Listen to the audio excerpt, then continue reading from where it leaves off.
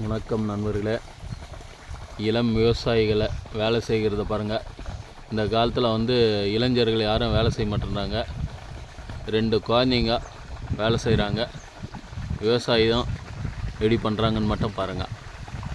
நாற்றெல்லாம் எடுத்துகிட்டு வந்துட்டுருக்காங்க. மிளகா நாற்று.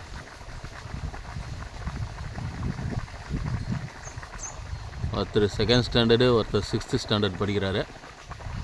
எடுத்துகிட்டு வந்துட்டுருக்காங்க. பாருங்கள், இவங்களே கஷ்டப்பட்டு இருந்தாங்க. ஆனால் நான் ரெஸ்ட்டு தான் எடுத்துகிட்ருக்கேன்.